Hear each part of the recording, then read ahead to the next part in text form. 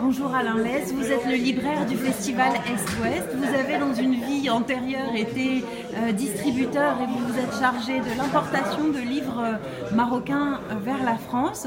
Est-ce que vous pouvez me dire ce qui entre-temps a changé et comment vous percevez aujourd'hui le paysage de l'édition au Maroc ?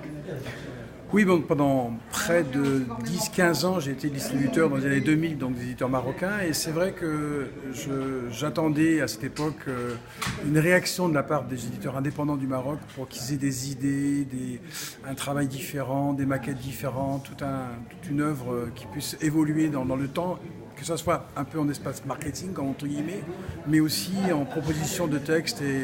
Et enfin, j'ai l'impression qu'en ce moment, grâce à certaines maisons, les choses sont en train peut-être d'arriver avec une nouvelle génération d'éditeurs qui ont pris l'expérience des grands et qui amènent des nouvelles idées, peut-être liées aussi au changement de vie dans les villes du Maghreb et au Maroc en l'occurrence. Et je pense que l'inspiration de ce qui s'est passé dans le monde entier leur permet d'avoir des nouvelles idées, nouvelles remarques, nouvelles façons de travailler, beaucoup plus proches de leur réalité quotidienne.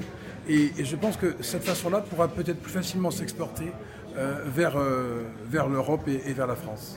Vous êtes le libraire en charge du festival de Die qui a le Maroc pour invité d'honneur lors de cette 24e édition.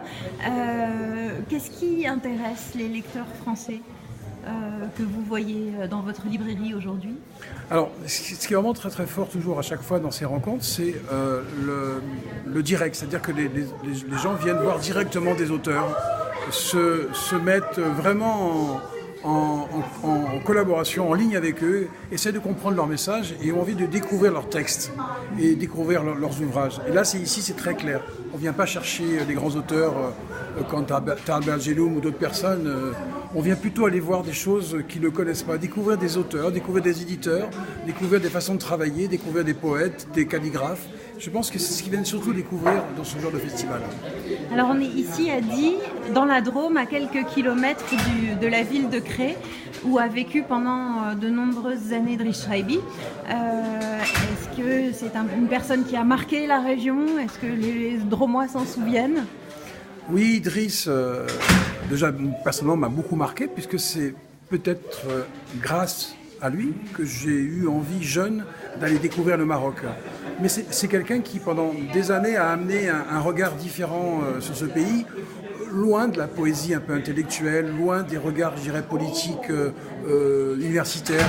C'était plutôt dans une ambiance de l'époque sociale. Il épousait une région, il épousait un caractère de la littérature française, avec Inspecteur Ali, avec ses remarques, avec sa façon d'écrire et sa façon de vivre aussi. Il vivait avec nous un Maroc qui était celui que je connaissais plus avant, un Maroc où on rencontrait les gens, on discutait, on déconnait, on buvait un coup, et je pense que Driss faisait partie de cet univers-là.